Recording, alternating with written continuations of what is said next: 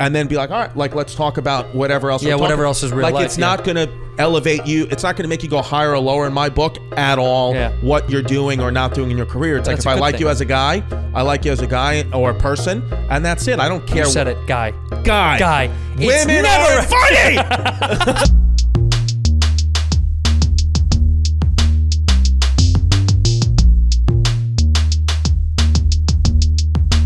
Midway, which he was also present at.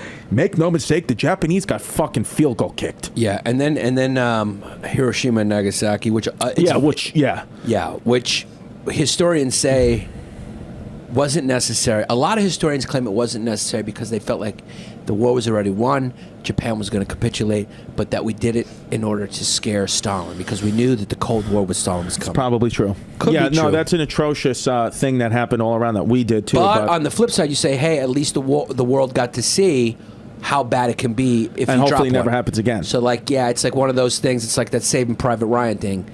A horrible thing happened, but it's for a bigger cause. You know, it's like you can't make omelets without breaking eggs.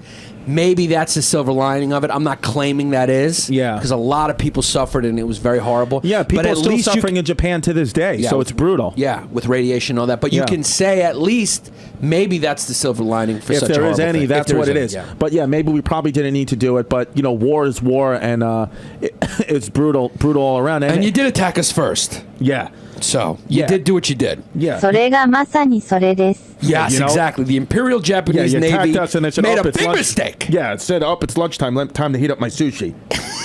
Wei Zhongzhan.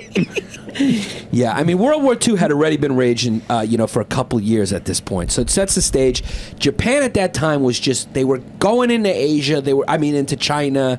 They were in Hong Kong. They were getting in places where the Brits had hegemony, and it was making everyone a little uncomfortable because the Japs were a war machine, just like the Germans. Yeah, no, the Japan for a small island. I mean, they took over all of China, right? Yeah. I mean, pretty much. And they did horrible things. Horrible things. Okay, Ali. Yeah, and so if I do a Japanese accent, it's okay. And it's an even bigger credit to the Japanese army to take over an entire country of China because you don't know who's who.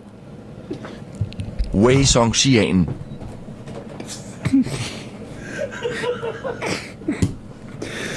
それがまさにそれです。 Puerto Rico taking over Mexico. Yeah. 它就是它的本质。 That would hit me late. I was doing something else. Yeah, so, you got to be really efficient. 微上实验。 Chrissy, I didn't even think of that. Tough to tell who the enemy is. How do you think they did that? I don't know. They're just really good soldiers, and they could just, I don't know, maybe they smell different. And she was. So I'm just saying. I think we get a lot of heat for being racist. You know why? Because we have a country filled with everybody. Go to fucking France. Ask how they feel about Spanish people. Be like, oh, you guys like Spain? See what they say. Yeah. And you're like, oh, we're racist. They're the most fucking. Everyone else around the world is territorial and racist, and it's allowed to be because their country isn't. It's one culture. Yeah. Right. Go to Japan. Right. You can't even fucking rent an apartment there if you're not Japanese. You know how hard it is to buy property in Japan if you're not Japanese? Really? It's almost impossimal. I mean, I could see them not wanting to rent or sell to Americans because, I mean, we did some damage to What do we people. do? We put, okay, so you have a Hot Pocket? Yeah. You put it in the microwave? Yeah. That's what we did to the country. Yeah. Oh, yeah. They dropped the bomb and then they heard Jim Gaffigan's voice go, Hot Pocket. The crack was perfect. Yeah, because I've just been talking all day. By the way, Hot Pockets tweeted out the other day, they were like, we need to work with new influencers. Anybody got any ideas? And someone tagged me for some reason. Yeah. And I was like, this is Jim Gaffigan territory. They thought you were Jim Gaffigan? And no. And they said, and they literally go, Hot Pockets tweeted me and goes, no, it's not. Or something like that, and I wrote, "Hey, Hot Pockets." Yeah. Yeah, it is. Yeah, it is. Yeah. What are you talking about? Yeah, he made you guys relevant again. 50 million people heard that bit. It went around the internet 1,000 times every day. Hot Pockets? If you're eating Hot Pockets still, you're a piece of shit. Yeah, I'll say that to your face. Yeah. Dude, I feel like now, I see you got Letterman cards on the wall. I have mine too. I did it in 2013, but now I feel like doing your podcast, Joe Rogan, Theo Vaughn, all you guys, that's like doing the Tonight Show. You and I talking right now will get more people to potentially notice me than if I did a 5-minute fucking dumb set on any late night show. you know, and it's like, and I would still be privileged and honored to do it. But it's like, I don't care. Like some of my peers back in New York that like get bummed out if they don't do a late night show. I'm like, why would you care? Just call Bert Kreischer, go on his fucking show. And then he's Letterman with no shoes on right now. He's just barefoot David Letterman in his fucking, dude, Letterman, when I did Letterman, John Travolta was the other guest. Oh my God, bro. So you ever meet him? No. He's so fucking weird. We were down. I'll never forget. He was on. And then he comes off and I'm like waiting to go on next, you know, it's like nerve wracking, whatever, my suit. And he stops and he goes, ooh, nice suit, big boy. Like just first thing. And I was like, hi, John. And then he goes, you nervous? And I was like, yes, you know. He goes, well, you've already done this. And I said, well, no, I haven't. I'm going on next. He goes, no, you've already done this. And then he put his hand on my chest. It was so fucking bizarre. He put his hand on my chest. And he was like, I can feel your heart beating, and I'm talking to your heart, telling it to slow down, because I'm sure that you've auditioned this for the bookers many times, and the hard work is already done. Now you've already done it. You just have to go through the motions and do it. But trust me, the work is done. And he really, like, legit calmed me down. Shut the fuck up. I swear to God, like, my heart started to, he did, like, that shit, like, that whatever religious shit, and it slowed my heart rate down. And then he said, I'm going to watch you every moment, because he said, I want this moment. I want to share this moment with you, and I will stand here and watch you every moment. And he told me, go be great now. And I was fucking pumped. And I had like, had still like the best set I've ever done on TV was there. I would say the best, like the most comfortable I ever was on that moment. And my ex-girlfriend was there at the time. She saw the whole thing happening. And when I came back, I was like, oh my God, like it was great. And when I was like, where's John? And she goes, he left immediately after you went on stage. And I was like, I fucking love John Travolta for that. Like when all those allegations started coming about him, I was like, it's probably true, but I just don't care.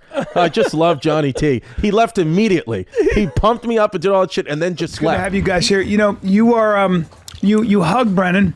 Yeah. And then you turn your head and you kissed his neck. Now, Right. is that the first time you guys are meeting? Yes. Yeah. Here's the other thing, though. And you kissed his neck. But we're text buddies. We're text buddies. Every time he texts me, he calls me babe. Yeah. Babe, well, So we're pretty comfortable with You each like other. merch and you like fashion. This is their shirt. I want you to zoom in on that. That's now they think that's a hyena, but looks It's a little dog. more like a It's more like a coyote. German Shepherd. Yeah. Yeah. Maybe a coyote. Yeah. Coyote. Yeah, that's not a People, and if I'm going to be completely honest with you, it's not a hot seller. People haven't been buying us. That's why we just have them left over in my apartment. So let's give them to the boys. Yeah. Because really, our fans aren't loving them necessarily, but we're going to come out with new shirts pretty soon. Yeah. Good.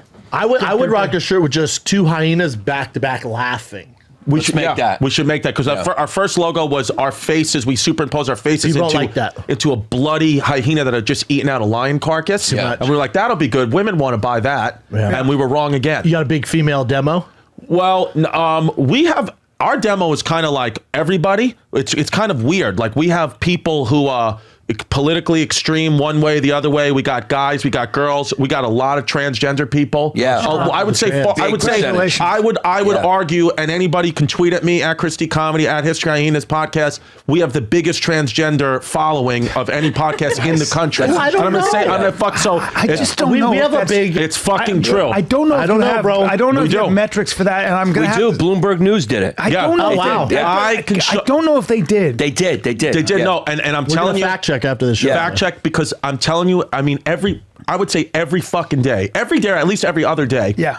We get to our DMs someone's post-op genitalia, and that tells us Yeah. that, because they'll say, love you guys, going wild, like, because we'll say, hey, send us something wild you did today, and people will constantly put in, on a flight to Thailand, taking a piece of my elbow, making a dick. Yeah. Okay. Or We get a lot of- yeah, we get a lot- I have to stop. Yeah. I don't know if they take a piece of the elbow. Again, That's I'm what seeing. Yeah, no, that's they what do. we do in Brooklyn, guy. Yeah. All right. I'll fucking take your elbow, Yeah. make it a dick, I'll fucking suck it, I'll fucking mother yell Trump 2020. You're getting crazy, bro. I Dude, he's Holy coming in fuck. super Now you're hot. eating that so slow, You took a tiny bite of the fucking It's chocolate. disrespectful to eat rice patties in front of Asians and just take a big American fucking gulp. So I want to eat them like how they eat them. Yeah. With their little, Dude, their you're little so hands. thoughtful, man. I don't know if that's how These they. guys got little teeth and little hands. No, I don't know if that's true. Man, this No, but he's a good kid. Yeah. Kid is a man. What do you mean? Little You're teeth, being little fucking good hands. people. You're being super I'm not disrespectful. being racist. You're fucking good kids. No, I like it. I like Dude, it. I mean, I'll give you $20. You can tell the difference between Bobby Lee and Ali Wong. Man, I mean, it would I'm take. not being a dick. We got transgender fans. I can say what I want. I fucking stand with you. I stand with her. Yeah. Tuck your dicks back. Yeah, I don't know. Do the right thing in the election year in November. Go to the right. Both you guys coming in hot. God damn it, Chris. Put your fucking shoes on right now. Put your fucking shoes on. God damn it, I'm so horny. I mean, I'm so offended. I'm so offended. I'm so offended. Last place, and I don't even love Twitter as much as I like Instagram because it's just the usability, and also Instagram's become. I mean, Twitter's become this political pundit platform where I'm like, oh my yes. god, is everybody Trevor Noah? I mean, I Yeah, fucking you didn't used to be a political comedian. I don't know why Yeah. everyone now, a comedian now, they're all. You can make your political statement online and also still make jokes. That's that. And I'm happy also to- still make that's jokes. The thing. It's like, listen, for me, like when I'm sitting home, like reading tweets on the toilet or whatever, my whole thing is like, yeah, if I follow comedians, it's like, you make your political point. Where's the punchline? Yeah. Be funny.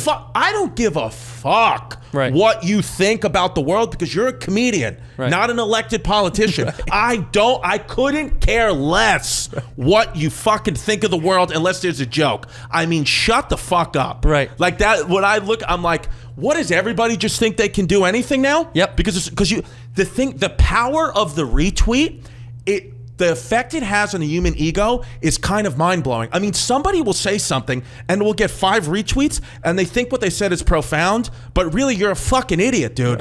What you're saying, and the only reason why you're standing by that tweet, let's be clear, is because nobody's punched you in the face. Right. Because I grew up in a neighborhood where if you said something wild and it was contrarian to what the rest of the group believed, and you continued to push with the it. shit, you would get punched in the face.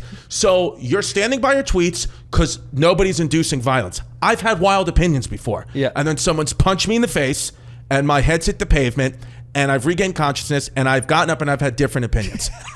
Better opinions. Twitter needs a punch You icon. want to know man. what a It's- fucking Brooklyn thing that used to happen was? Those eggs, first of all, now nobody throws eggs anymore on Halloween, right? No. Eggs, it just used to be a That thing. might have been us. I don't know if that was you guys. Did When you- did that was- grow up? There was smashing pumpkins and throwing eggs. Throwing eggs. Dude, one time I threw a bottle of ketchup at a front of a bus window because That's Halloween adjacent. They That's windshield just- the wipers and then you can't. That's it. There's just ketchup all over. But these brown eggs. One of my friends, Patty Fly Balls, shout out Patty Fly Balls, FDNY. This guy's saving lives. But he also used to dip eggs in there and then throw them at people. And then people would just have bald spots for the next 6 months.